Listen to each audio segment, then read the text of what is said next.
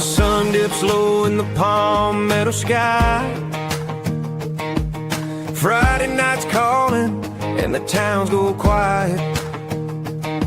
From Doug Shaw Memorial to John McKissick Field, Carolina football, it's the heart we feel. Pickup trucks line up, tailgates in a row, Hot Stadium's rocking, Abbeville's ready to go. The Sumter Gamecocks charge, Gaffney's standing tall, every small town's dreaming neath the lights of fall. Four-quarter Friday, where the heart beats pound, Carolina shuts down every town. From the first snap to the final play, we're living for the glory of a four-quarter Friday.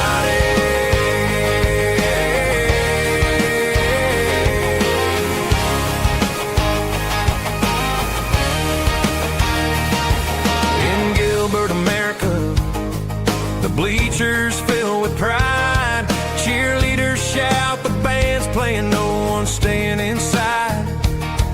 The boys in pads hit hard, chasing that old dream. Under stadium lights, it's more than just a team.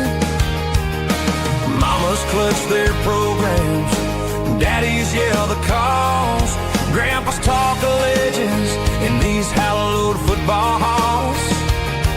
From the low country marshes to the upstate's clay, four-quarter Friday lights the Carolina way.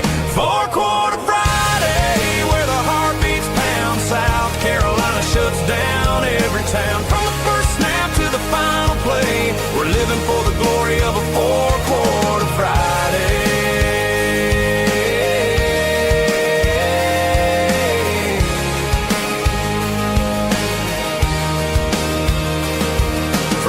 Shaw's roar to McKissick's sacred ground. Hot Stadium's fire, you can feel the sound.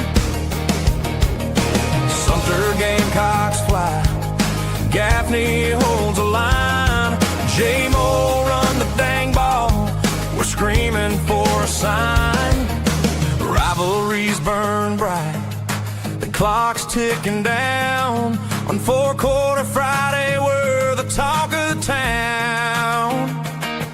When the whistle blows and the scoreboard fades away, the lessons from the field guide us every day. Teamwork, grit, and pride, it's more than just a score. Carolina football's what we're fighting for. From the PD rivers to the upstate's misty hills, four-quarter Friday gives our hearts a thrill. Four-quarter Friday, where the heart beats pound, South Carolina shuts down every town. From the first snap to the final play, we're living for the glory of a four-quarter Friday.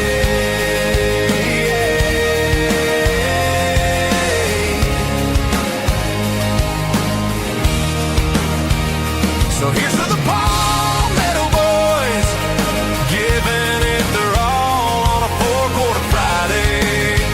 South Carolina stands tall.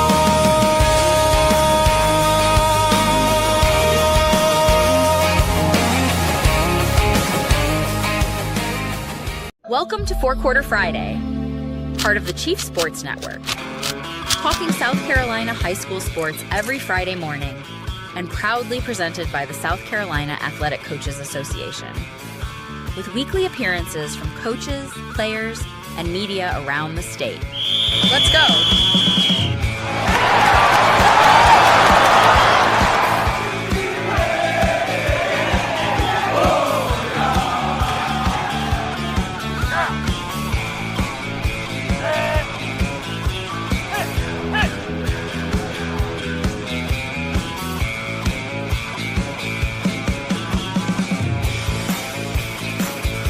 Time to kick off the first quarter.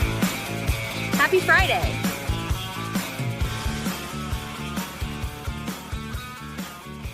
Happy Friday, South Carolina. Welcome to another episode of Four Quarter Friday. Smitty is up in North Carolina covering the ACC basketball tournament.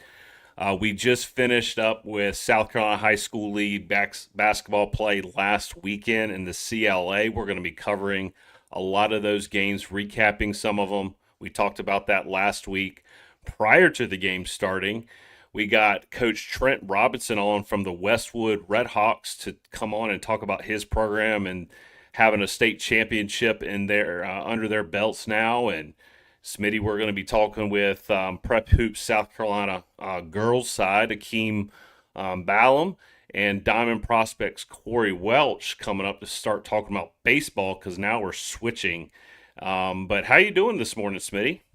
Doing well. Look, not going on a lot of sleep. I've been covering the late games at the ACC championship. And, hey, we're going to talk to Trent Robinson about this. I'm disappointed. Not enough South Carolina player representation. And after what I saw from the teams, especially from the Midlands, which we'll certainly get into with Coach Robinson, there's a lot of college talent that was on display at the CLA last week. So I'd like to see some more rep in the SEC and ACC basketball championships. Absolutely. You know who's the I'm showing my age a little bit, my youth. But the famous actor from he's like no respect. South Carolina doesn't get enough respect. Yes, Rodney Dangerfield. And I agree. The Palmetto State doesn't get enough respect. You are showing your age, Steve. Rodney Dangerfield, yeah. I mean, that's the heart of my childhood, man. But I agree. I think that it's not getting enough respect. And we'll get into that with our guest, obviously. We talked with Austin Alexander from Diamond Prospects about baseball talent, and it was truly on display at the Classic. I loved last week what we got to see in the Palmetto State. That was exciting. All of the talent that was on the field, all that college and potentially pro talent playing together at Mike Johnson Park in Georgetown. And then in hoops, what you were, and Rob Williams, our colleague, were from inside the SEC, what you were treated to at the Colonial Life Arena.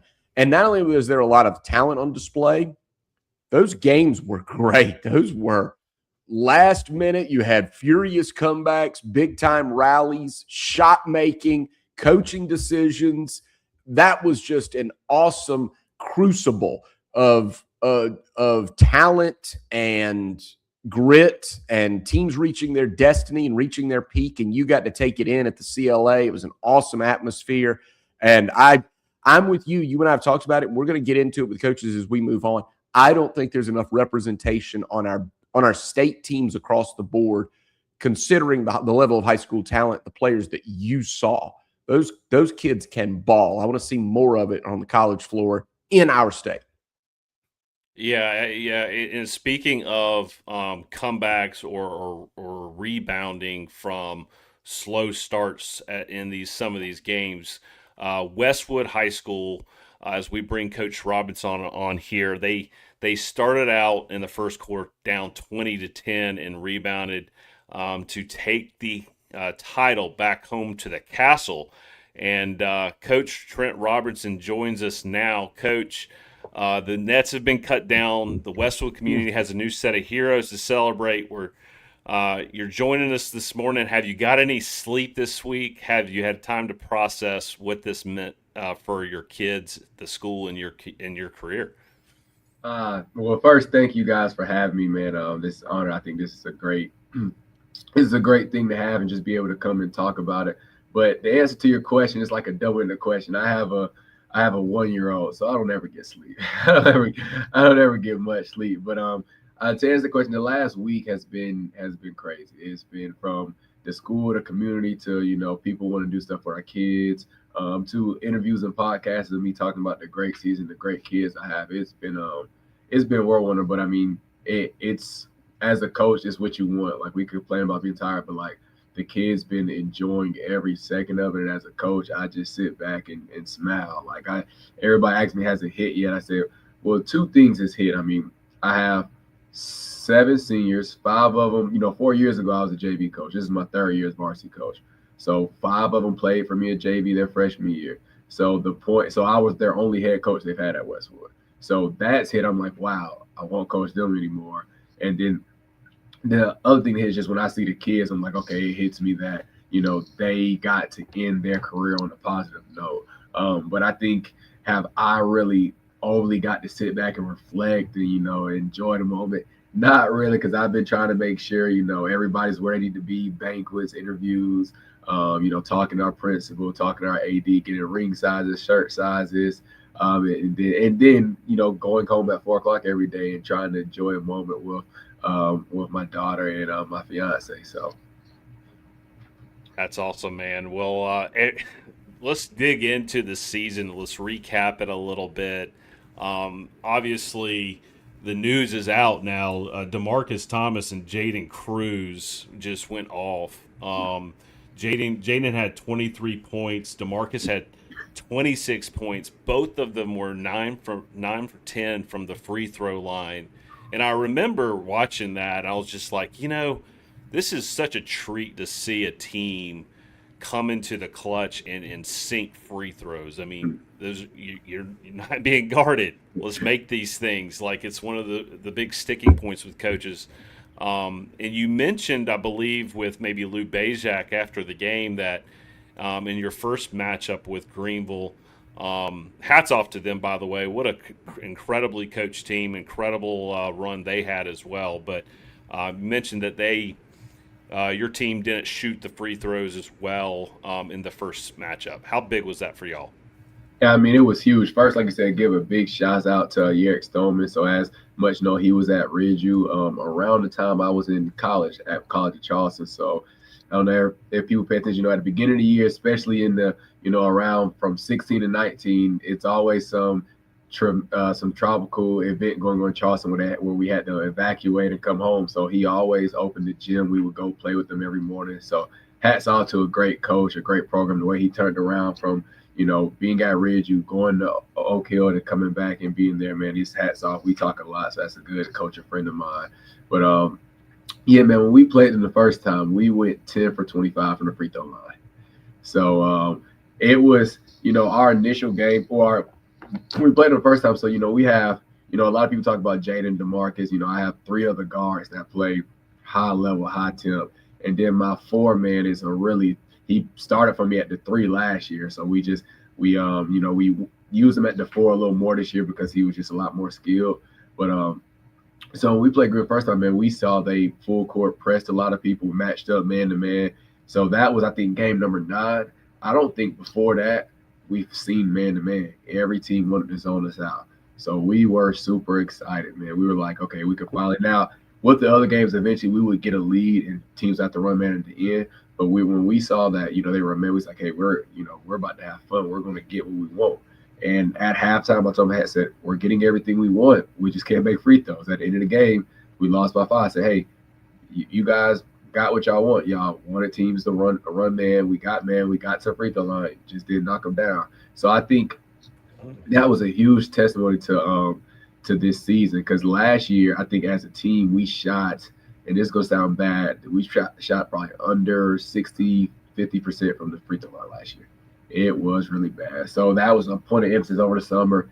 And then I think that the Greenville game was one of the only bad free throw shooting games. But so we've just been hammering that, like, for us coaches to allow you to play basketball the way you want it, you have to hit free throws, because that should be what we want. Teams to press us on, get paint and play out of paint. But man, it was so our gameplay, we knew they were going to be different in state championship game. And I think Tucker for Greenville, he doesn't get enough credit, man. He a lot of people label him as a shooter, but he does a lot in between. So we just had to figure out how we wanted to guard him and then kind of match up everywhere else. They kind of similar. Their 5-man is really probably go to the next level to play a 4 because he can handle it a little well. He's athletic, can shoot it and defend. So we had to figure out how to, make adjustments. And then we had to make adjustments in the game. They got up 18-4 to start the game up, and then at the end of the first quarter, 20-10. So we had to make a couple of tweaks how we played. Like I told the interview, I think as coaches we were overcoaching. We tried to draw plays up, and I said, now this game we had media timeout. So in the media I said, hey guys, like, let's stay away from our calls. Let's stay away. Let's let them play, get a feel for this moment. And let's let if they see a mismatch they like, let's just let them tack it and play, pick and pop. Let's screen and roll basketball, drive and kicks, and play out of that. Because every time we caught something, we pretty much had a turnover or just guys trying to overthink. So I think that was huge coming in a state championship game like that. This is 4 Quarter Friday. We've got Trent Robinson. He has brought Westwood their first state championship in boys basketball. Coach, first of all, just look, if you've got a 1-year-old, a fiance, and your kids have trouble shooting free throws, have your blood pressure checked daily. You're going to have your blood pressure checked all the time with that lifestyle that you're trying to live. But what I wanted to ask about, one of the things that we've really enjoyed talking to coaches about is like mentors and coaching connections. John Combs was the head coach at Westwood, and he's still very much in the basketball world right there in the Midlands. Do you have any advice you could share with us or anything you learned from John Combs as a young coach, and then now you're a championship coach, and there's that great connection there? Well, you talked about half the story. So what most people don't know is Coach Combs is my coach at Ridgeview High School. And he was my brother's coach at Ridgeview High School. And if I'm 28, my brother's 33. So I've known Coach Combs. Coach Combs seen me when I was running around the Ridgeview in the bleachers, the bad kid on the sideline. So I've known him my whole life. He's been the biggest mentor that one can ask for. So when I graduated from Charleston, the biggest thing, I graduated from Charleston, then went to Bob Jones to play grad year. That was COVID year ended. So a lot of people ask, why did I go to Westwood instead of going to the school I graduated from? Well, I'm like, Coach Combs is the coach I played for. He had the perfect opportunity, and it's nobody else I would rather want to coach under because we already had a really great relationship. Like I played point guard, so me and Coach in high school had a lot of battles. He pushed me in practice. I pushed him in practice. I probably gave him a big headache sometimes. So we already had that connection where, like, as a coach, he can get on me and I, won't feel no type of way. And as a, young coach get in, I can give him advice and he won't say any type of way. But I think his biggest mentorship has been huge. Like every step of the way, he showed me how to build a program, X's and O's. He introduced a lot to me. So when I was able to take over, man, I used a lot of stuff that Coach Combs taught me. A lot of our play calls, he can probably come to practice and he probably can tell you not like all our defense and probably 5 out of 10 of our offense, because it's the same calls, just a little tweaks. Because as an assistant, I tell a lot of assistants, you get to sit back and learn. You get to sit back, but you get to watch some stuff that you can make adjustments to. But Coach Combs, he taught me how to be on the professional side. He taught me, how to make connections, put me in the right situations. Like he wanted me to come to coaching clinics with him. He wanted me to go, to work some camps to get my name out there. And he was the one that pushed me to apply for it. He was, when I didn't know what I wanted to do, I love Westwood. He didn't know where he was going. So he pushed me to apply for, because he thought I was ready to be a head coach. If I got the job at 25, he thought I was ready at 22, 23. And I was like, Coach, you're not trying to kick me out of here, are you? But he just, he just saw something in me. And he wanted me to keep pushing myself and not get comfortable in any situation. Because he said, you can be a long-term assistant under me forever, how long I want to be. But he said, would that really help you? Or should you be pushed to go out and see what you can get and step out your comfort zone? So, and after I got the job, man, me and Coach Combs, we probably still talk 1-2 times a week. It's not always about basketball, man. He's a big family man, a big religious guy. So, he was one of the first ones I called about when I had when I found out I was having a little kid on the way, and just getting feedback from him. How do I do this now? I'm running a program, and, being a younger father, being a younger coach. And so he was just able to just help me guide a lot through basketball and through life. But I think the most important part, why we both got emotional in the court, just because how much of a mentor he's been to me as all around. So when he was the one to present me the ball, we had a little moment. I don't know if people, realize, but man, it was, and you still think about that. It's still, I haven't processed that, but man, that was great. Coach, man, that's some cool stuff. Obviously what I hear when you're talking about Coach Combs and that relationship you have is just somebody who believed in you for a long time. You kind of gave us the whole history there a little bit, but how has that molded your ability to maybe believe in your players from the time that they were JV to now y'all are, y'all won the state championship. How did that impact y'all's journey over the last year, the last 2 years, to lead y'all to this point? Man, it was because Coach Combs, he was actually one of the first ones like to kind of get those guys in a in an atmosphere they couldn't really see. Like he would take them, 4 years ago we had a kid, Arden Collier, signed to USC, then now he's at Charlotte.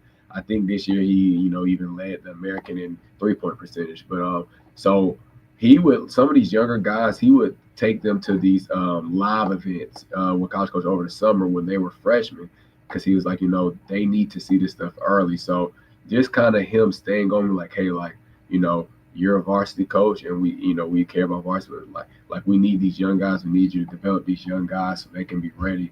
So just that staying in my ear, like, we want to make sure everybody in this program is getting better. So as my job as an assistant, and a lot of assistants, if you come into the high school, you're not getting paid a lot. So you truly have to do it for what you love, for the love of it. So this was the time I was, when I got here, I was a young coach. I, didn't have a fiance, didn't have a girlfriend, didn't, live with my father. Man, I spent a lot of time at Westwood. So I would have, I was a B team coach my first year. So after, I would have varsity practice after school, then B team practice, and then I would stay and train players after that, man. It was just, and so coach, he kind of, every year we got new pieces like, hey man, I think these are guys that we need to look into.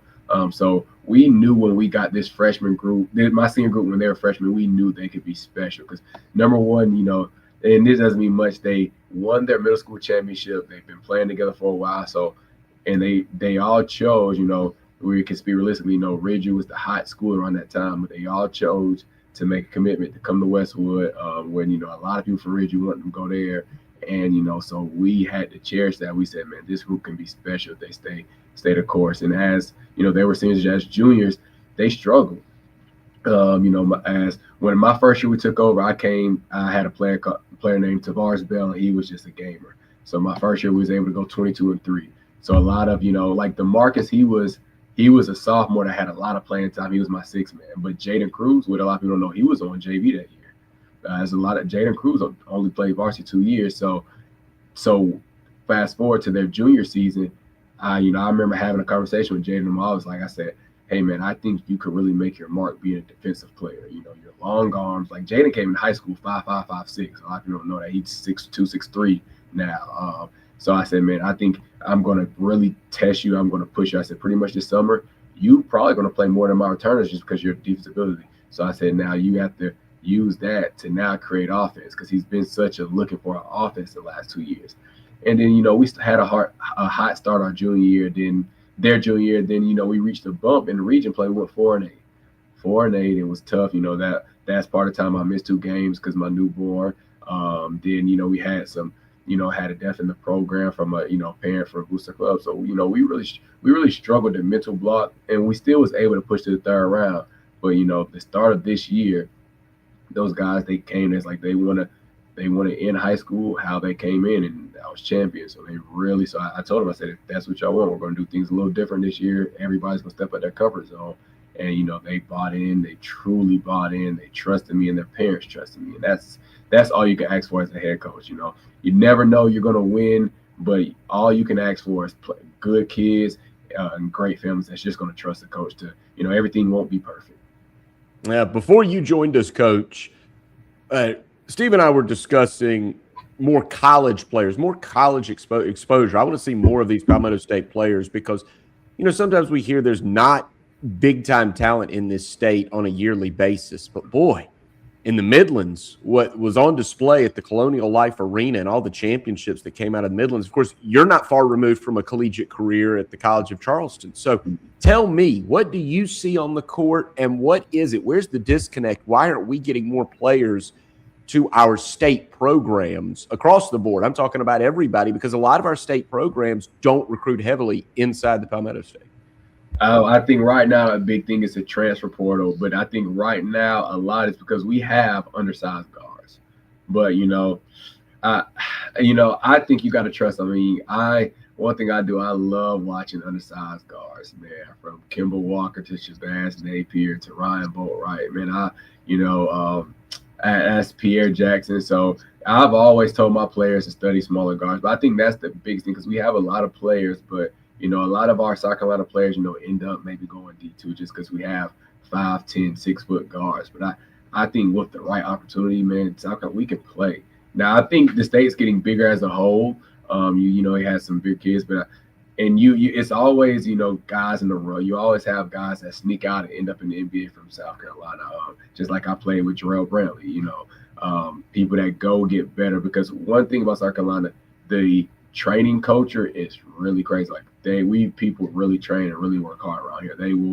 We will find places. People will find places. Not myself, but people will try to sneak into schools and work out. So guys here, they're dedicated. They want to work. So I think when they end up under recruited and go to a program and they end up in college, I think they get a lot better and people ask where they come from. Well, I'm like, the only difference is here they have a consistent place where they can go to every day and work out. The weight room is different. The meal prep is different. So, but I think a lot of kids here have the right, they have the game. It's just about being in the right place, right time. So, I wanted to go back where, it's like I think at the beginning of this year, Jaden DeMarcus should have had every D2 around here recruiting them.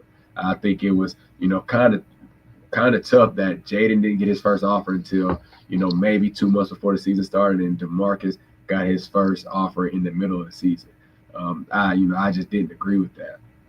Those guys should have had 5, 6, 7 D2 offers, full scholarships waiting for them. But I just think the transfer portal hits and then, money-wise hits. But I do thank the coaches that, have recruited my players, and I still have a couple more seniors that coaches are reaching out to. But what I tell kids nowadays, hey, just stay the course. If they will find you now, you have to work a little harder. I have to work a little harder, but this week, I think my biggest thing I hit on was I was on the phone with a lot of college coaches, and so I think that's why the week's been so crazy because we've been knocking on some doors and getting a lot of good feedback from my guys. I think out of 7 seniors, I'll have 4 to 5 to go play basketball. So I mean, as a coach, the trophy's good, the state's good, but seeing these young men that have 4.3 GPAs getting them to the next level will be even better because all people need is opportunity. And when that door opens, now the rest is up to them. Coach, last question before we get to a little bit of more of a non-basketball rapid fire ending here. We always like to ask questions that kind of get to know, let us get to know, and our audience get to know Trent Robinson a little better. But we've talked about the stat leaders. Those guys have been rightfully so praised for the leadership and the performance they had in Columbia. But who was the player who provided maybe the hidden leadership, the guy who maybe helped set the tone in practice in the locker room or the scout team for this season that was crucial to y'all's success? That's a good one. So I had I have a JV player. I have 2 JV players that practice with varsity every day. So one, Clarence Roberts, he has a thing where he can get under people's skin very easily. So he's always on our second team, and somehow him and my, one of my top 2 players, that's DeMarcus, they're getting into it, but he's truly pushing them. And he's, slower guy, but he, it's very hard to get past him. You look at him, you'll be like, oh, I'm just going to blow past him, but it's a lot harder. So I think he always made practice competitive. The red team could be down. It can be 14-4, and you would think it's, state championship game, 2 points. So I think he was good at practice as anybody. Just getting that, he's the most vocal person. He wasn't even full year varsity. Because he loved being there. So that's one. And then secondly, my point guard that came off the bench, Quentin McGill. So he's our unspoken leader. He's, he always try to bring people together. Really good kid. He prays before the team every day. He breaks down every huddle. So I think, his leadership didn't publicly get noticed a lot. But I think without him, because he was a kid one year, he tore his ACL, football, basketball guys, so he couldn't play. So he literally embraced everything. Every time guys got mad, he brought people together. And he's just a great kid. Awesome, Coach. Well, last question before we get you on to the rest of your day. Thank you so much for coming on. But what is the first non-basketball thing you're going to do now that the season's over? What's on your bucket list? You're going to hit a round of golf now that the spring is coming. What are your plans for the off season? Well, actually, man, I'm behind, but I need to start planning. I need to start doing my half of planning a wedding. So we're getting married August 7th, and I've kind of been like, man, if you let me get through the season, then I'll lock into it. So I need to go get my tux sizes. I need to go get everybody in my party tux sizes.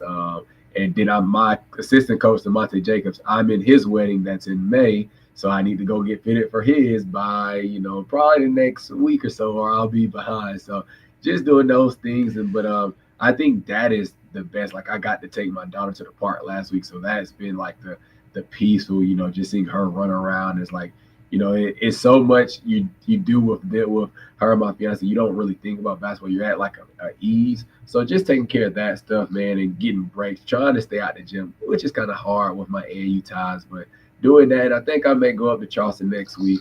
We have it's the AD clinic up there. They want to do some recognition for state champs. So I think I'll drive up there Monday, relax a day, and talk fellowship with other coaches. But that's pretty much what the off season looks like for me. Well, So you'll never forget 25-26. We had two rings in the same year. 2 rings, right? So, and I'm paying for both of them, right? but yeah, man. So I'm blessed. God's been blessing myself, my family, and my program. So I think this whole off season, I have a smile on my face. Well, thanks for joining us, Coach. We'll let you get on to the rest of your day, and we look forward to having you on again sometime. Definitely love the opportunity. Thank y'all again, and have a good one. Thanks, Coach. That is Coach Trent Robinson. First state championship for Westwood High School. He's so impressive, and we'll talk more about him a little bit later. We've got to get on to our next guest, but I think you're going to echo these thoughts when we do talk about it, Steve, which is how great is it to see a young coach like that have that kind of success? We may be watching the next Tim Whipple or Thomas Ryan right there before our very eyes, and we just got to speak with him. Congratulations to Coach Robinson and the Westwood program and all the state champions. We're going to talk more about those state champions on the girls' side when we come back. We still have baseball to cover with Cory Welch coming up in about 30 minutes. But next up in the second quarter, we've got Akiem Bailum from Prep Hoops, South Carolina. We're talking girls basketball state champions. When we come back, it's Steve Hall, Matt Smith on Four Quarter Friday.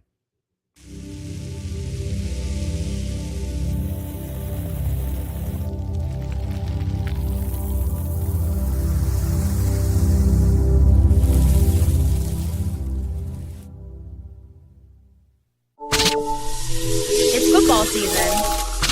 The Barn Dominium Company wants to help you build your dream home with your dream space to watch the games and entertain your friends and family. Make your dream a reality. Visit thebarndominiumco.com. That's thebarndominiumco.com for floor plans, photo galleries, locations, and to learn more about us.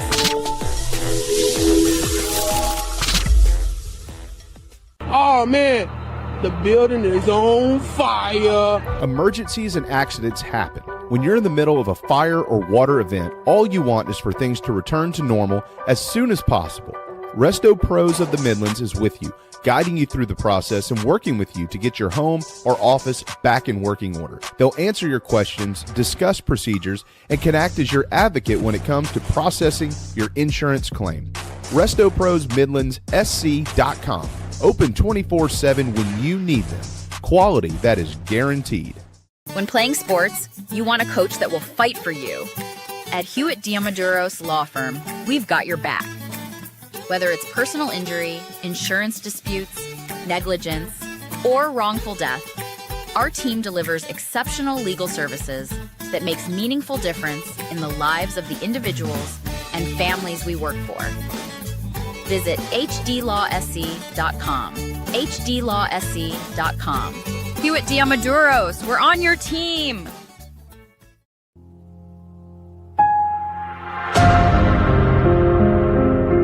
Check the statewide high school scoreboard every Friday night on the Chief Sports app.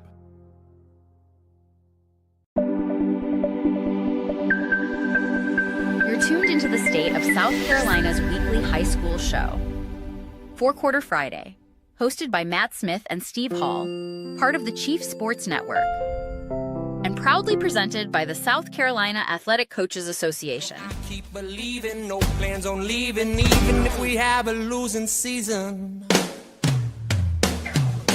Pride is a capital letter on my baseball cap. It's what holds us together around this dot on the map.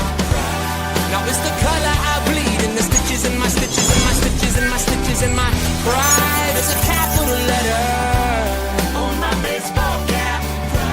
It's what holds us together around this dot on the map.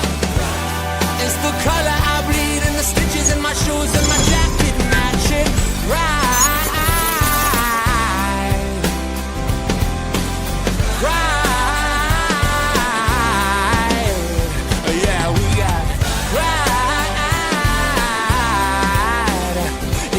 Got pride.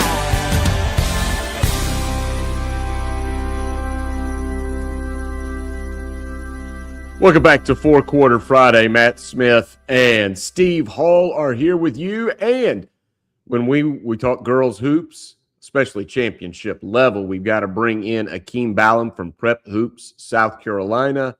Akiem, thank you so much for joining us. There's no way we could wrap our heads around all that took place at the Colonial Life Arena, all the champions that were crowned, and Blythewood and Military Magnet and North Augusta and on and on. So we had to bring you on. Welcome back to Four Quarter Friday. How's it going? How's it going? Hopefully everything's been going great. It's been, I guess, a week ever since we had a chance to really digest everything that indeed happened at the CLA. But yeah, it was an incredible atmosphere. It was actually, believe it or not, the first time I've actually had a chance to cover, state championships at Colonial Life Arena. I've covered them at USC Aiken. I've covered them at Florence before, but that was my first time getting that experience to be at Colonial Life Arena. So that was really, really, really amazing. If you see behind me, I'm in a hotel room. I'm actually up here in North Carolina, having the chance to cover the state championships up here. So yeah, absolutely for sure. I'm as you can guess, I'm definitely a busy guy.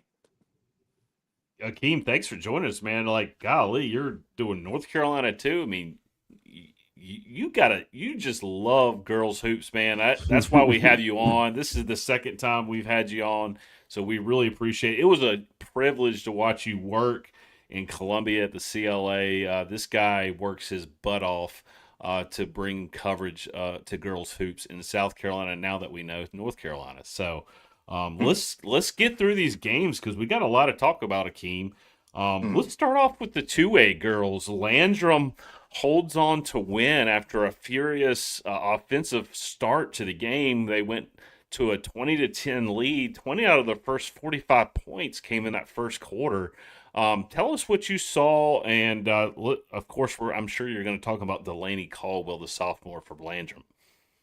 For sure. If you're trying to get a victory over the Cardinals, you have to find a way to contain Delaney Caldwell. This was actually her first season with Landrum. She transferred from Spartanburg Christian, and if I remember correctly, I believe she had 19 points in that game. She was really, she displayed exactly why Landrum wanted her, and she was really that big player for the Cardinals that was so integral in being able to get that win. I believe that Landrum Atlanta Collegiate game, that was probably the best game of the entire championship week, because like you said, it came right down to the wire. Landrum had that 46-45 lead. Atlanta Collegiate, if I remember correctly, actually had the final possession in that game, and they tried a three-pointer, and it didn't go through, sealing the victory for the Cardinals. If I remember correctly, that's their first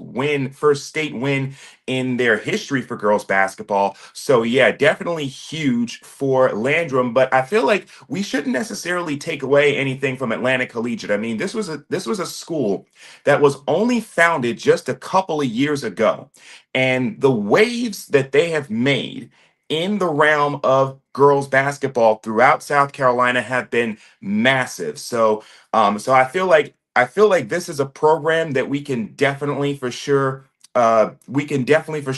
watch in the coming years. But yeah, it's this is and I had to also give credit to Micah Davis. She had a big game as well for Atlantic Collegiate. But yeah, absolutely. I mean, Delaney Caldwell. I mean, like there's a reason as to why I'm going to be writing an article soon about sophomores, and Delaney is definitely going to be in that article. So yeah, definitely props to both teams. Both teams played great.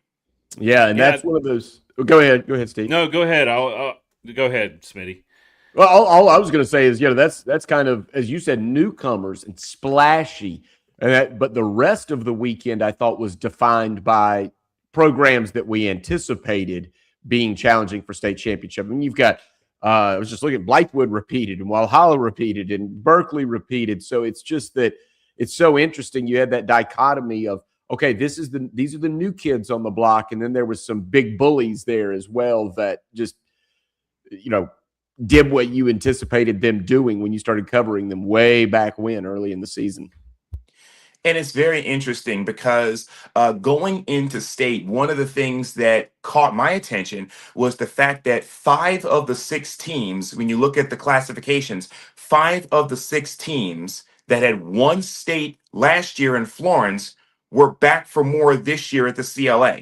The only one was the 2A, Andrew Jackson, who was eliminated in the upper state, if I remember correctly, by Landrum. So you're absolutely correct about that. You had Blythewood winning, you had Military Magnet winning, Walhalla winning, North Augusta winning once again, Berkeley. And it's interesting because one of the things that really stuck out to me was after the 1A game, after Military Magnet had defeated Great Falls, I actually had a chance to chat a little bit with Coach Nathaniel Taylor.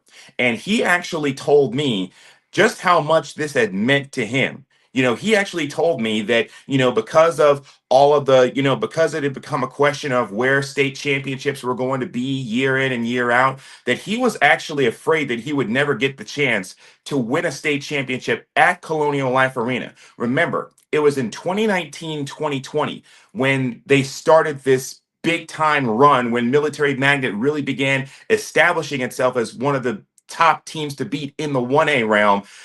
The first time they were at state, they had actually lost, and that was at Colonial Life Arena. They lost 60-50 to, I believe it was High Point Academy. So that definitely meant a lot for sure for Coach Nathaniel Taylor. I mean, the thing with Military Magnet, they play a bunch of 4A and 5A teams at the beginning of the season. So that was one of the things that stuck out to me. But Great Falls, they have a 7th grader, Mackenzie Beatty, who is going to be a name to watch in the coming season. So yes, certainly watch out for her as well. You think about Blythewood. It was not that long ago that Blythewood was 0-19. But they steadily kept on climbing up the ranks, and now they're back-to-back state championships, back-to-back state champions. They got that big 3: Chase Thomas, Haley Hightower, India Williams, all college commits, by the way. But they also have a very interesting 8th grader as well in Kirsten Fulton, who's going to be a name to watch as well. Akiem, you just mentioned the Blythewood and Wando matchup. Something that was such a great game. First of all, in the first half, McKenna Reynolds for Wando was just going off, and I was curious what you thought was the difference for Blythewood in the second half, where I believe McKenna might have only made 1 bucket in the last half of basketball. What did you see? Did they do anything differently, or did you have a chance to ask Coach McElveen about that? I didn't have a chance to ask Coach McElveen about, in fact, I think maybe I did. It's been such a blur as of late, but yeah, you could definitely see that there certainly was a difference. And I think a lot of that did have to do with how they were able to play McKenna Reynolds. But I think not only was that such a huge difference, I think another one of the big differences was, for some reason, Wando did not take advantage of the size advantage that they would have had in the interior with Ava Rush. I mean, the East Carolina commit. So I was kind of surprised that even when Blythewood defensively were starting to limit the touches that McKenna was getting, I was sort of thinking, okay, maybe they change up their game plan a little bit and they start to take advantage of that interior size advantage that they had in the paint with Ava Rush. But that wasn't something that happened. And I think it was kind of emblematic, really, of the entire week. I saw a lot of guard play, and the guard play, it seemed like, was really outdoing a lot of the interior play. It seemed like that was the case in the 5AD1 game with Wando and Blythewood, where they were able to really limit Ava Rush. It seems like that was the case as well with the 4A game with North Augusta and Westside, where we really did not see all that much from Kalia Hartwell. So that, I think, was one of the main themes, really, of the entire weekend, where really we saw a lot of, really a lot of great guard play, but a couple of the, what I call them front court forces, and Ava Rush and Kalia Hartwell, they really did not, do much. So, and Kalia Hartwell, by the way, at Westside, she's getting Division I offers as well. So that was, sort of a surprise, but absolutely, that was key for Blythewood. And in the 4A case, it was also key once again for North Augusta, winning their 7th championship in 10 tries. Just incredible. Look, you have to feel for Greenville a little bit. All those fans there, and then both their boys team and girls team lose in great games, fantastic games, fantastic finishes. The girls lost to Berkeley and the boys lost to Westwood. We had Trent Robinson on in our last segment. But Akiem, I wanted to ask you, you may have mentioned it. I want to make sure I catch everybody, but I know Elena Carter is only a sophomore from Berkeley, but 29 points, one of the stars of the weekend. What kind of college offers is she going to be looking at coming up? I mean, with guards, it's different in different levels, but I'm just curious about her because those numbers that she put up really jumped off the page in leading Berkeley to a back-to-back state championships. Now that she has indeed led Berkeley to back-to-back state championships, and now, like you said, she had on the girls' side, she had the performance of championship week / championship weekend at the CLA. Like you said, those 29 points and like I said, was really emblematic of what we've seen pretty much all of championship season, not only on the high school league side, but also on the SCISA side as well. When you look at Madison Pojani at First Baptist, Emery McClure at Dorchester Academy. But Elena Carter, like you said, those 29 points, I feel like I've been looking at Elena Carter possibly as maybe a high Division II prospect, but I feel like that after she did that, I'm really interested to see exactly what happens this travel season, because I feel like that there are probably some Division I programs, maybe some lower level Division I programs, maybe even some lower level, possibly Power 4 programs that may very well take a second look at Elena Carter and thinking, okay, this is somebody that we may want to bring to our program. So Elena Carter, I'm really excited to see what is in store for her these next couple of years, because I imagine that after what she did after what she did leading Berkeley to those back-to-back, I imagine that is definitely going to do wonders for her recruiting. I'm curious, Akiem, as an evaluator, because that's a really big part of your job and what y'all do over at Prep Hoops Girls, is evaluate these players from the collegiate perspective, if I'm not wrong. But when I noticed about Elena, and that I was just, me and Smitty are on the same wavelength here, because that was one of the most impressive performances that I've seen in person in quite a while. She has almost this quick twitch that you don't see in a lot of girls hoops in South Carolina. I mean, your elite players are going to have that ability when you start talking about D2, D1. But what did you see from an evaluation for her skill set? One of the things that I saw was just her ability to really take over a game, and her ability and the thing is, they needed those 29 points, because if I remember correctly, it was a close game, Berkeley and Greenville. So this wasn't a case of stat padding. Elena Carter absolutely had to carry her team to that victory. They needed all of those 29 points. And one of the things that really got to me was just how unfazed she is, by the big moment. I mean, I was talking a little bit earlier about Mackenzie Beatty at Great Falls. I mean, yeah, she led, her team in scoring, but she also, if I remember correctly, missed all of her free throws and she turned the ball over, in that game between Great Falls and Military Magnet. That's going to happen with a seventh grader. But the thing is, that also happens sometimes with younger players, even at the sophomore level.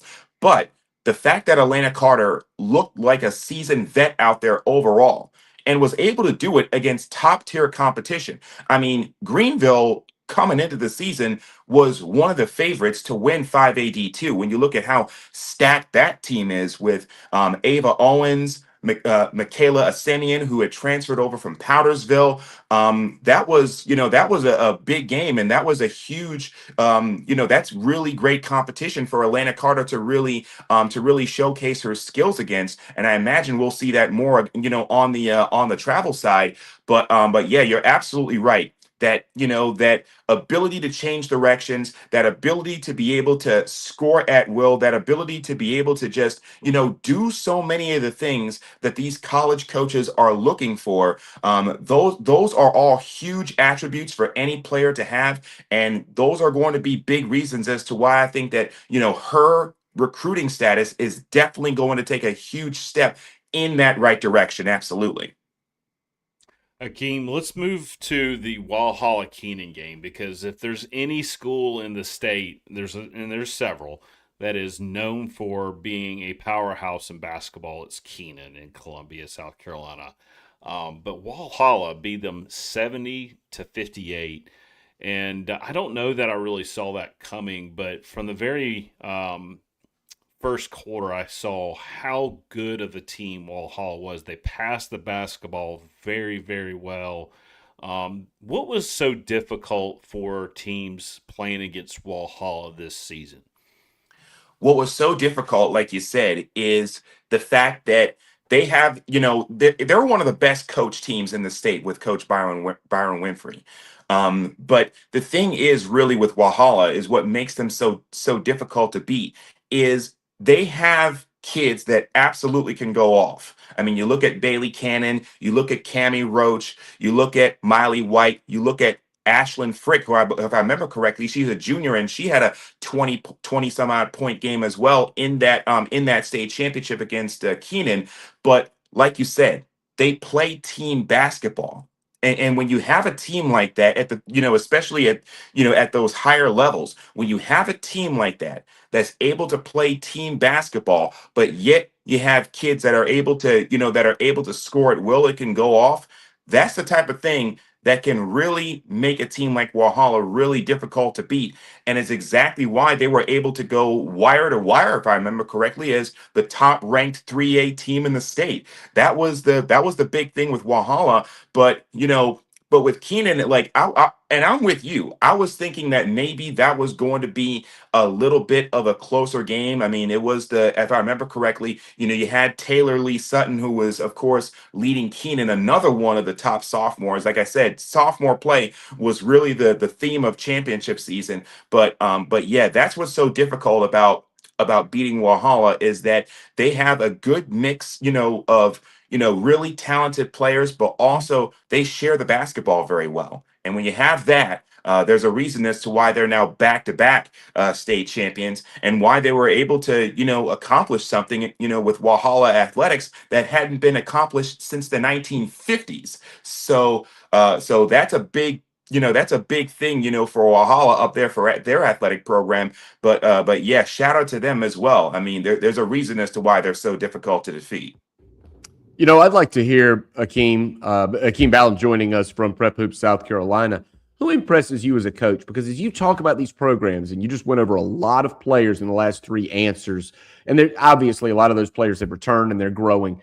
But as a coach, who really catches your eye that has been able to build programs? Because you just talking about Walhalla, that's Byron Humphrey there. Like, what are these coaches doing so well that they're able to sustain success year in and year out and build not just runs, but programs, years of success?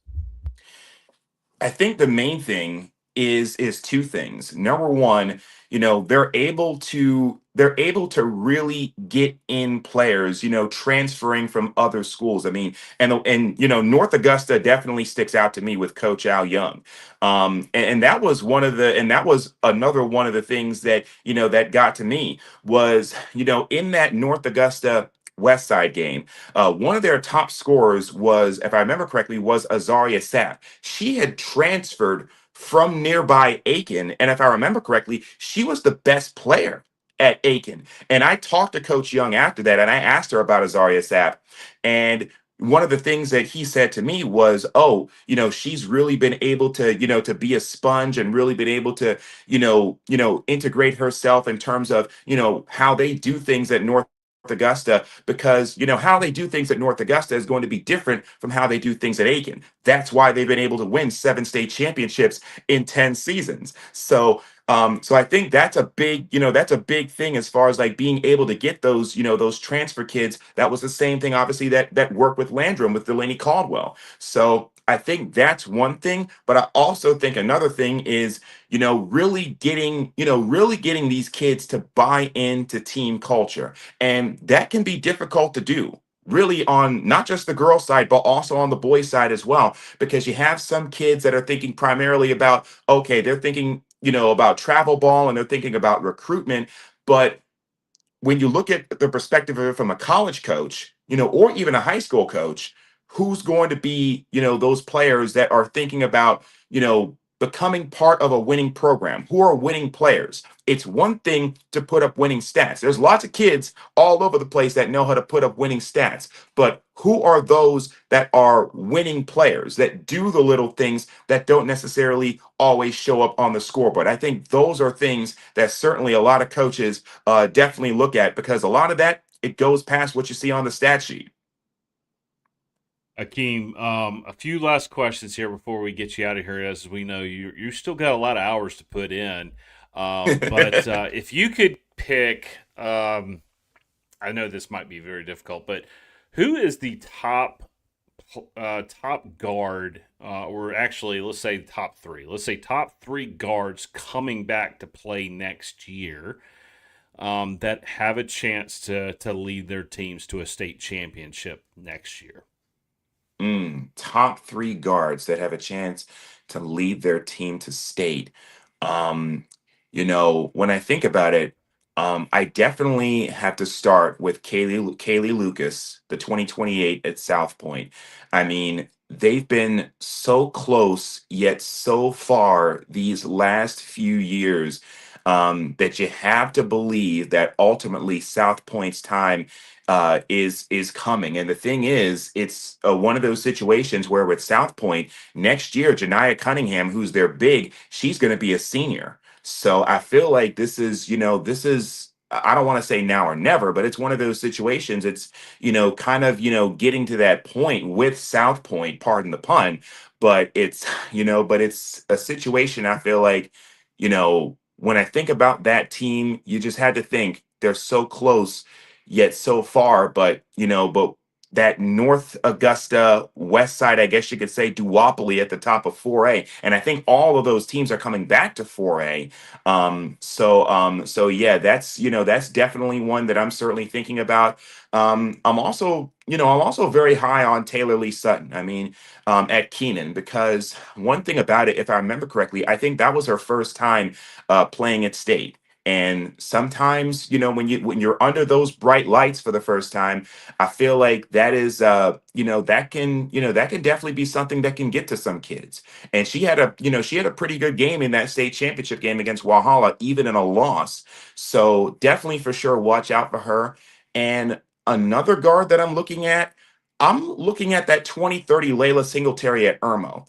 And the reason as to why I'm looking at her is because I feel like she established herself really as probably the 2030 of 2030s across South Carolina. And I think one of the things with Irmo is that another one of their best players, I think it was Abby Livingston, she was hurt for a pretty good bit of the season. So I'm really interested to see exactly how they're able to develop, because let's just say she was healthy. it probably is a situation where maybe Irmo is where we saw the Berkeleys and the Greenvilles. So I'm very interested to see exactly how they're developed. But yeah, absolutely. I mean, I've been talking about guard play pretty much this entire episode, because I think it was the theme definitely of State Week at the CLA. So I'm really excited to see exactly how so many of these guards that are coming back across the state are really able to develop and lead these teams to success. Look, I don't want to think about 2030, Akeem. You said a 2030 guard. Eighth grader? Will we have jetpacks by 2030? Will we even be playing basketball? We'll be on the moon. When you go to I watched all I think I had I watched over 100 teams this year, man. I mean, it's one of those situations where, like, sometimes some kids just stand out so much to the point where, and the thing is, I think I may have just completely skipped over the 2029s. Oh, and by the way, I'm glad that I stopped myself for skipping over the 2029s, because I completely forgot to mention Ashlyn Evans at Burns and Madeline Dates at Goose Creek. I mean, those are two other names as well that I'm also really interested to see. Burns was a really good team this year. Their problem was they couldn't beat Dorman. And I was also surprised at Goose Creek, because they had actually beat Berkeley twice earlier this season, but Berkeley got them, in the playoffs. So yeah, all of those are definite names for sure that that I'm really interested to see in the future, and I think are really establishing those teams as statewide contenders. Gosh, something you said, Akeem, about that eighth grader. 2030 is an eighth grader, right? If I'm not mistaken. There was one other eighth grader, and I'm trying to find in my notes here. I want to say, was she on the North Augusta squad or the Berkeley squad? Does that ring any bells to you? I got to go back and I got to check my notes to see. I think there is maybe an eighth grader possibly on the North Augusta side. I got to check the Berkeley side as well. That's what it was. I think it was North Augusta. Mm-hmm. Yeah. But anyways. But you know what? As far as that's another one of those things that sustains success. And that is one of those reasons where, as to why I've been saying, as long as Coach Al Young is drawing up the plays for the Jackets, they're going to be in the statewide conversation. Absolutely. So yeah, he's really good at developing players. Also a couple of 2031s, like I said, with Beatty as well as Nalasia Gibson at Ben Lippen. So there's guard talent honeycombed all throughout the state. Well, Akeem, we're going to get you out of here. I'll say this: with so much mentioned about North Augusta, you know who Coach Al Young reminds me of? Whom? Phil Jackson. He's just the even-keeled. He's Mr. Miyagi. He's sitting on the sideline. He's just everything that's hard is behind the scenes. So those girls are prepared, and there's just not a better person than Coach Al Young. But thanks again for coming on. What's up next for Prep Hoops South Carolina girls? Well, I'm going to be up at Dorman next weekend, actually at the Carolina Classic. This is my first time ever working the Carolina Classic, so I'm certainly excited for that. Certainly excited that I think it was in North Carolina the last few years, but I think it's returning to South Carolina. So I'm planning on making a trip this upcoming next Saturday for the Carolinas Classic, and then I'm hitting the road for what we call the Prep Girls Hoop Circuit. I think one of their first events in the Southeast is going to be up in North Carolina, where I'm at currently right now speaking with you. But yeah, I'm planning on doing that, and just really just got a lot planned in the works for sure. I just updated my 2029 rankings, and yeah, got a lot planned in the works for sure. Akeem, we love having you on, man. I just want to say, enjoy your continental breakfast. Good call, man. Good call. Absolutely. Well, thanks for all you do for South Carolina girls hoops, Akeem. We'll check in with you soon. Sounds like a plan. Can't wait till the next time. Absolutely. All right, take care. I love the. I think you just might have gotten Al Young a new nickname, Steve. How about the Zen Master, Al Young? When you win 7 state championships over the course of about a 10-year span, you get to be chill like that, right? Because You've seen it all. You've seen it all. You've seen the ups and the downs, and you know what the ending is going to look like if you've put in the work. And man, I think girls basketball in our state, you saw it though. You saw it, Steve, the support that it gets. I love that. That it was not like that 20 years ago, but that's where girls basketball is. I mean, a lot of that, yes, has to do, tip of the cap to Dawn Staley and the Gamecock program. I think it's energized the whole state. And I know you were into it. I know you were into it because you and I were texting, and you and Rob were taking in all those games and those great, fantastic finishes in the girls' championships. Yeah, it was awesome, man. But before we get to turning the page, we got to hit a quick commercial break. We have Coach Cory Welch from Diamond Prospects on. And right after this break, we're going to start talking about South Carolina high school baseball because it is now officially spring now that basketball is complete.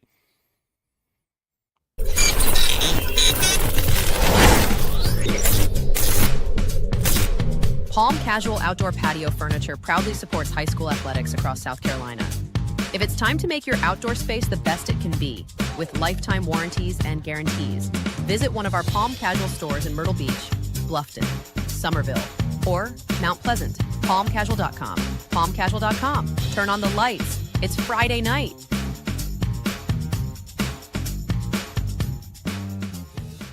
At Moultrie Insurance, our agents are working for you. Our commercial lines of coverage are well sourced and intimately chosen. We offer commercial lines of coverage such as business owners, umbrella, property, auto, or general liability coverage, and evaluate every option to find what fits you best. Like a good offensive coordinator, we will draw up the plays, but only run with what you feel comfortable. Get in touch with our quarterback, Perry Orth, or our head coach, Frank, by visiting MoultrieINS.com. MoultrieINS.com.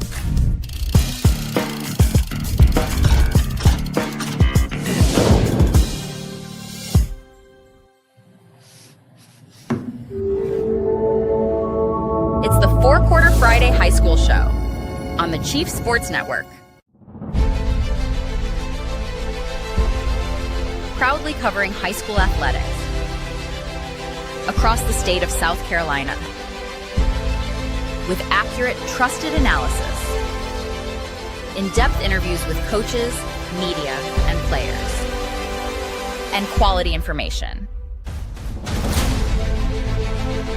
Every Friday at 9 a.m. We're here for you. Proud partner of the South Carolina Athletic Coaches Association.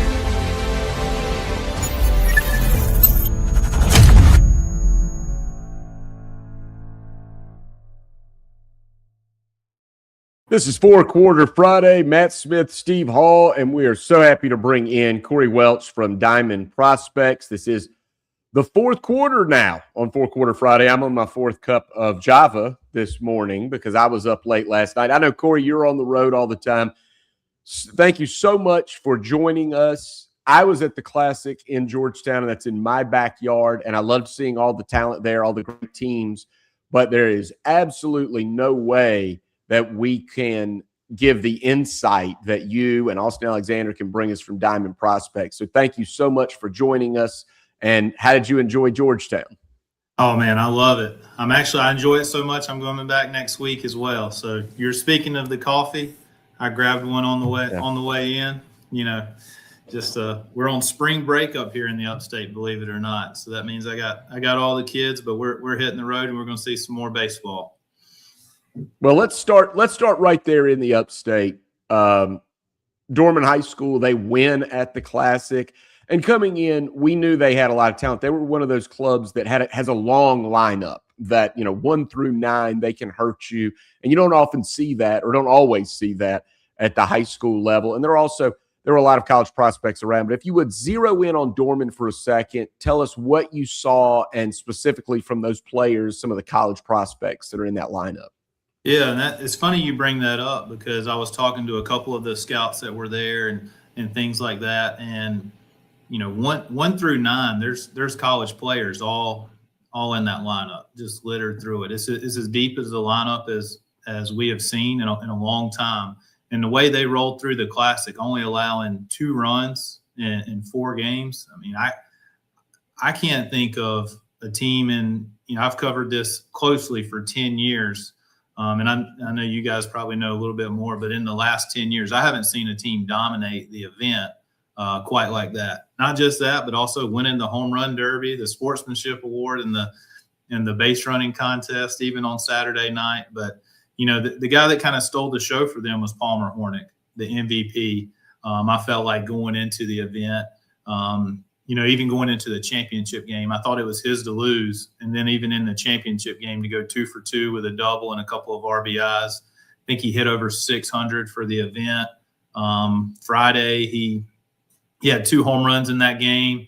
And then the crazy thing that he didn't do is he's really good on the mound. He's up to 91, 92 with a good slider. And even throughout the entire weekend, they didn't need him, more or less. It's just so deep, starting with what Connor Wells did on Thursday night, punching out 10. States Far's really elevated his game, and we got the chance to see Brennan New in the championship game on the mound. It's not every day you go to a 4-day tournament, and on day 4 you have an arm up to 90 who's committed to Arkansas to throw the championship game. So, I mean, that's it in a nutshell, and there's so many more. I know they came back on Wednesday and started region play and won 14-4. So they're ready to go. Cory, thanks for joining us, man. That's exactly what we love talking about on Four Quarter Friday, is just the players in this state that are so talented, especially in baseball. And it is making me cringe a little bit now, because you just said Arkansas. I'm like, and I'm a Gamecock fan. I'm like, golly, guys, let's keep these guys in state. But anyways, I digress. But, y'all made your run at Diamond Prospects through the first few big tournaments preseason. I don't know if are they considered preseason tournaments at this point or regular season? Yeah, they're actually regular season now. Technically, the regular season started a couple of Fridays ago when everything kicked off. They changed that rule in the last 2 years, where it used to be, I believe it was 20 or 22 games in 2 tournaments. Now you just get 26 games, and you can use those however you wish. But I think in our terms, like, we still count that as the preseason with with region play starting on this past Monday. That's really the regular season, in my opinion. But okay, now that y'all gotten, well, now that y'all have gotten through that, like, what's your typical week gonna look like for covering these games, and what are you looking forward to in the next couple weeks as far as some of these matchups that are coming up? Yeah, I mean, right now, we've already seen over 60 to 70 teams. We utilize the scrimmages and the preseason tournaments to really check off, kind of like coming down to Georgetown and seeing 8 teams in a day. I've done that for 4 straight Saturdays now. But now with the regular season started, our goal is to go and see. We try our best to see every team in the state. For example, tonight I'm going over to Jail Man to see them and play easily. I haven't had a chance to see those 2 teams. But we're, especially here in the regular season, we're trying to more or less check boxes to make sure we don't miss anybody. And we're trying to be very thorough, with our bigger events later in the year with Palmetto games. We want to have an opportunity to identify all these guys. For example, next week I'm coming down towards the beach. So I'm going to hit St. James.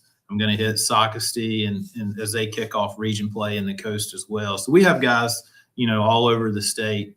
We try to hit 2 to 3 during the week. I know a big matchup here in the upstate next week is Fountain Inn and Southside Christian at Floor Field. So we'll have somebody there for that. That'll be a matchup of 2 of the best lefties in the state. So, and then we'll get into spring break. We'll have some spring break events. That's kind of a reset again, to see 8 to 10 teams and check back in. Get ready Cory, to see. Go ahead. I was just saying we gear towards trying to get our playoff predictions correct. Mm-hmm. Yeah, that's another thing that you do, and I know you guys do so much at Diamond Prospects. And Cory, if you can do it, if you can come back on with us. We want to have you on throughout the season a little bit, because we want to. And we'll dig into all that you do, because Diamond Prospects, you have team rankings and player rankings, and you're identifying players, maybe guys whose names aren't out there right now, but will be out there as they hit your radar. And that's what I wanted to ask you about. Is I watched you at the Classic as you were taking notes and everything. Tell me what you're looking for, because at Diamond Prospects, you're trying to identify some of these talented players. Obviously, there's things, the measurables are going to go into it, but tell me what you're looking at kind of from a baseball perspective, because that could be instructive to young players and parents. What do you want to see? Because you get to talk to college coaches. What are they looking for as well as kids move from high school and they try to earn that scholarship at the next level? Yeah, I mean, really the main thing I tell people, I get that question all the time, and we want to be almost the middleman for colleges. And in that sense, like, you have to put on a lot of different hats as well.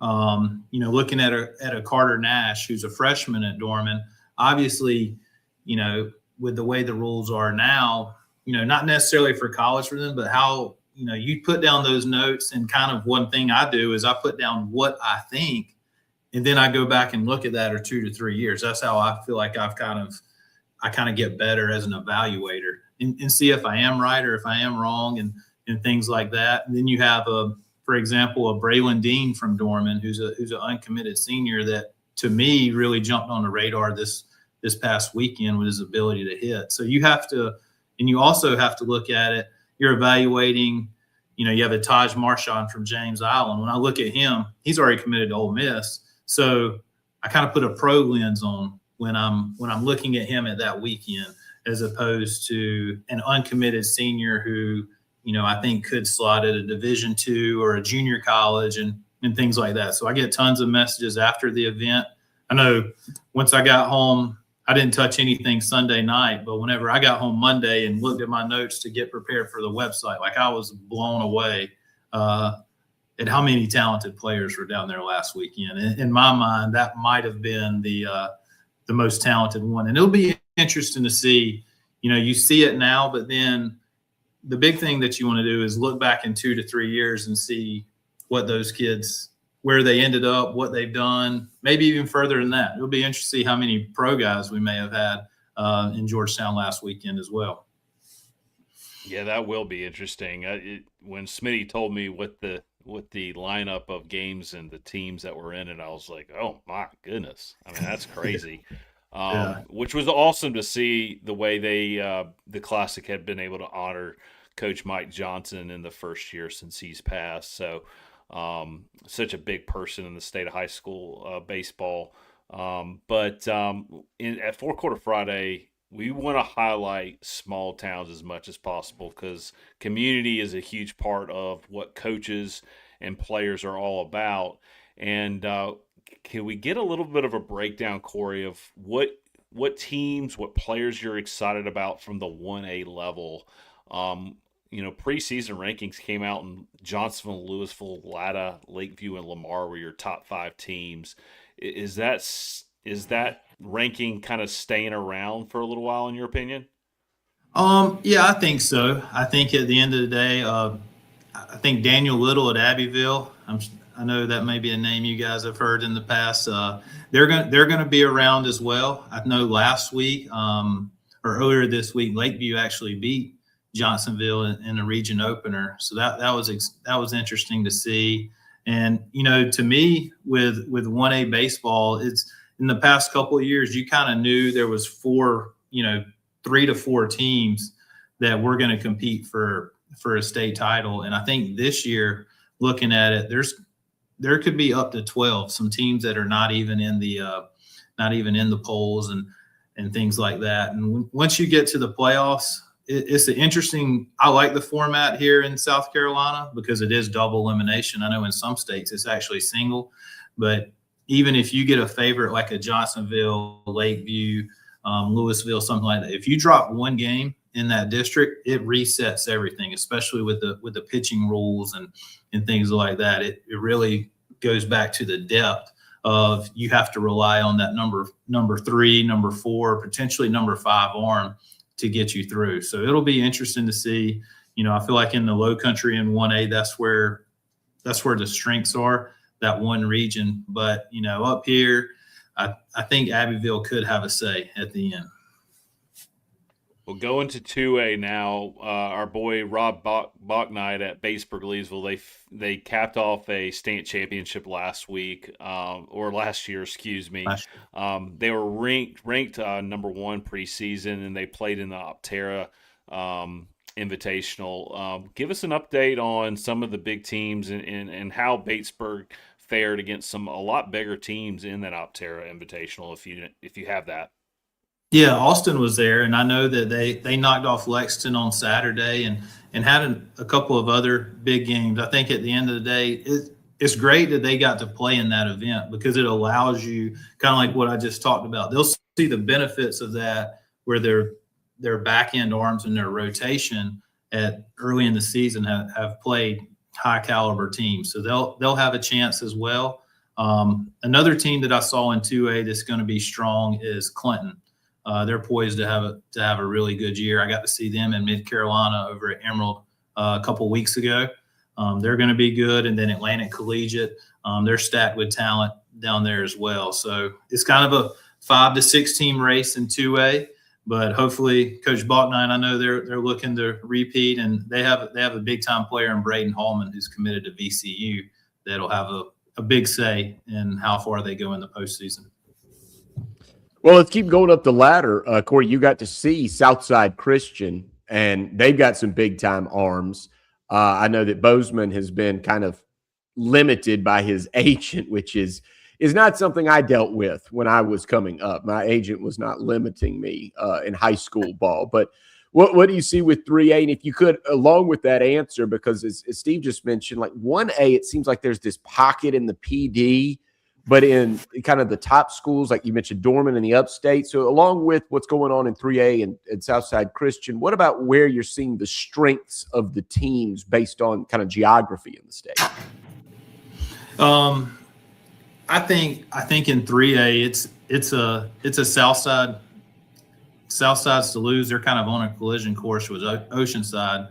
But, when you're talking about the strength of geography, you're referring to players, like how that shifts around and stuff like that? Yeah, well, yeah. I mean, you've got the PD, you've got usually Myrtle Beach has always been a good area. The upstate, I feel like I'm hearing a lot about like some of the major teams, the big 5A teams in the upstate. There's a lot of strength there. So just the geography in terms of a lot of good players kind of in this cycle, where they're coming from. Yeah, and this cycle is interesting, and it's weird. There's no rhyme or reason to it. I remember a couple of years ago, like I think, and we see it especially when we start our Palmetto games, we try to break them down by regions. But a couple of years ago, for example, the Charleston area was really down. Now, up in the last couple of years, it's become stronger, and the upstate was weak, and I feel like now it's coming back up. But like the most consistent area is the Midlands. I was in the PD maybe 3 weeks ago, and I was blown away. They have some really upcoming players, especially some pitching depth that I was really impressed with. So they're coming along just as well also. Cory, last question for me before we get you out of here and get you back to the baseball field. Would there be an underdog or a dark horse that you're looking at that has surprised you from a team perspective that you think has a chance to make a run at the state championship this year?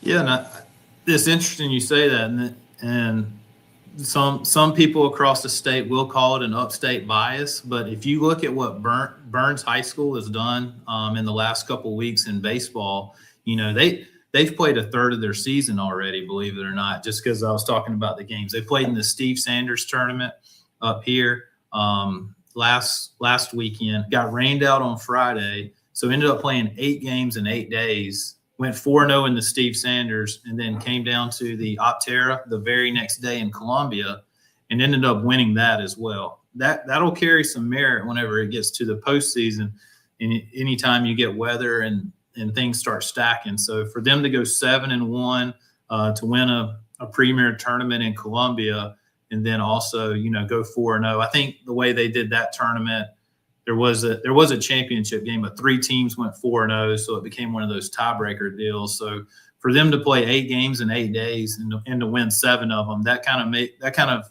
grabbed the attention of some guys across the state for sure. Yeah, I could certainly see that. And I've actually seen a lot of footage of Burns hitters popping up on so they're getting some coverage. They're starting to make headlines there. Tell us, if you would, about Diamond Prospects, how you cover things, because you keep mentioning you're in the upstate, but you were just here in Georgetown and you're coming back. So that's a lot of travel. I know Austin is in the Midlands. Tell us about how you guys cover it and kind of how we can follow along with what the players you're seeing and almost take the trips with you as you update your rankings at diamondprospects.com. Yeah, so this time of year, we have several different guys at work for us to kind of cover games throughout the week. We'll post on social media with Twitter or Instagram, especially during the game. We do a lot of that kind of live, big time at bats and things like that. We've added in some player interviews, and we started podcasts. We do a weekly podcast, and we have players of the week. I shoot out stuff to the coaches anytime, because it's good to know for our website. It's tough for the coaches and true baseball fans of even like if you're a parent at Fountain Inn High School, to really know what's going on in other parts of the state. So that's kind of what our main goal is to make sure everybody's in the loop. Every night I'm updating our region standings. Starting this time of year, and on our website after the games, we'll recap the games. I'm still like a traditionalist. I love to go back and I do like the old box score, and you see that in the paper. I just put that online, and then we'll recap it. And at the end of the day, like we want each player, and that when we roll up to the game, they know they're going to be taken care of if they perform and things like that. Cory, let me ask you this, because you see more baseball probably than anybody, at least in our state, and you get to put your eyes on so many things. Coaches are focused on getting their team better. Scouts are just, or college scouts are just looking at enriching their own program. So tell us, if you would, just as a baseball man, from what you see on fields across the state of South Carolina, if you could kind of get a message to the kids, like, let's do one thing better. Is there anything like a skill that needs to be improved? What is it that young players, maybe you say, this will help take more players to the next level than anything else? Yeah, I think the biggest thing, and I preach this to guys that I see and things like that, is you need to control the things that you can control. Effort, the ability to run the bases, and making routine plays like that should happen every day. So I think and that's a tough ask for a high school kid. But if I also believe that players and young men will rise to the standard that you set.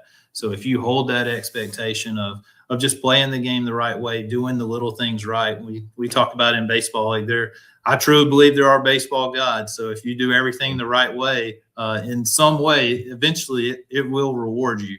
So that's the big thing that I could bring.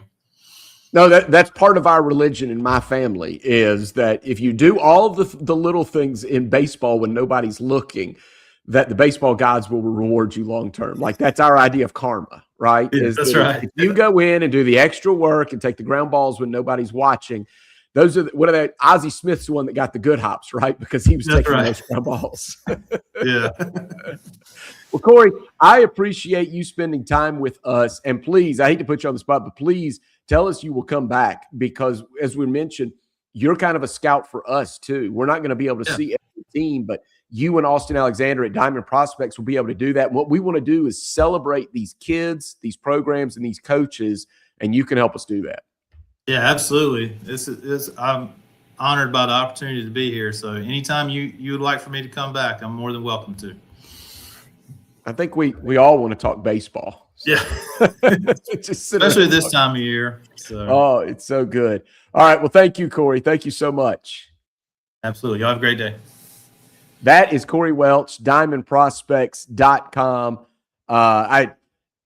We wanted to close him out quickly enough where we can make sure we wrap this show up, because, Steve, I also want to revisit quickly with you our first two guests, Trent Robinson newly crowned state champion. He's going to get married this summer. He's got a young child. He talked about John Combs and Akiem Bailum, who broke down girls basketball. So if you did not see any of those two guests live, we encourage you to go back through the Chief Sports app or our YouTube channel, 4 Quarter Friday. Catch those interviews. Steve, I told you in the chat, Trent Robinson is fantastic. I would go play for him tomorrow.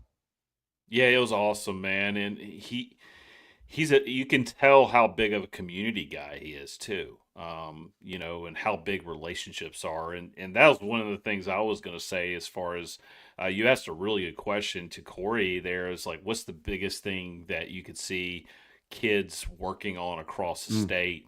And one thing I would add is just be where your feet are planted. Like have a pride about you where you're playing for your hometown. Like that means a lot. You might not see it or think about it as much on the day-to-day basis, but when you look back 10, 15, 20 years, that's going to mean so much. And when Trent Robinson's, story and his team story of how they started all in JV, B team, and they play together for a long time. And those guys are going to be brothers for life, from being in each other's weddings and checking in and helping their friends through the tough things when they hit adversity and learning how to overcome that stuff, man. That this was a special episode, Smitty. I think so. I'll tell you what I want to say to amplify the point you're making. So we just talked to Trent Robinson, who recently played college basketball himself. Okay, so let's not forget that. This is a guy that just went through all of that, and now he's coaching. He's a state championship coach. We talked to Akiem Bailum, who does all of that scouting for Prep Hoops, and he was pinpointing players and what they can do to make it to the next level. And then Cory Welch, who makes his living communicating from college coaches to high school coaches to high school players and trying to put them all together. And there was a common theme through there. Akiem was talking about making winning plays that don't show up in the stat sheet. Trent Robinson was talking about unsung heroes, things that happen in practice that nobody ever sees. And then Cory Welch is talking about, hey, the base running. As you just said, be where your feet are. In this era where all the talk in college from the fans' perspective and on talk shows is about NIL and the transfer portal, and everybody says it's all me, me, me. All I heard from those three guests was all about it's ball. Ball doesn't change. It rewards those who put in the work. And I think that's such a good message for people like us, because instead of getting jaded, what I heard today was, nope, I want a state championship because my kids bought in and did the right things. Akiem Bailum is telling us that the players that are celebrating state championships and getting looks from colleges are the ones that are making winning plays, not stat padding plays, winning plays. And then Cory Welch is just sitting there talking about doing all the hard work and then and being a part of a winning program and making winning commitments to the program where you are. That's one of the things that college coaches are looking for.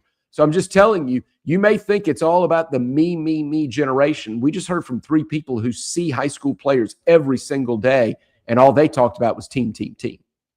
Exactly, man. Well, speaking of team, our team on Inside the Gamecocks, the morning show is coming up next, Smitty.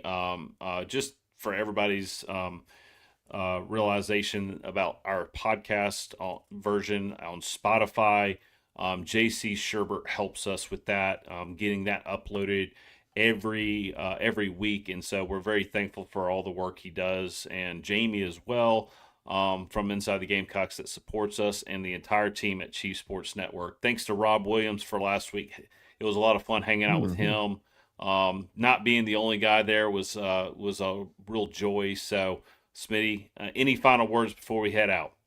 No, other than you're right. We're team, right? You just said it. Thank you to JC. Thank you to Phil Molnax and Jamie Bradford and everybody that's a part of the Chief Sports Network. We're back with you. More 4 Quarter Friday next week, 8:30 a.m. Mark it down, subscribe, get notifications. And if you missed it, definitely go back and check out that interview with Westwood high school basketball coach Trent Robinson. So for Steve Hall and Matt Smith saying so long for now. From the Low Country to the Upstate, From the Midlands to the PD, we've got you covered. This is our state. South Carolina matters to us, all of South Carolina. We love talking ball, and we love talking ball with you. Thank you for tuning into the 4-Quarter Friday High School Show. Every Friday at 9 a.m. on the Chief Sports Network. Proudly presented by the South Carolina Athletic Coaches Association.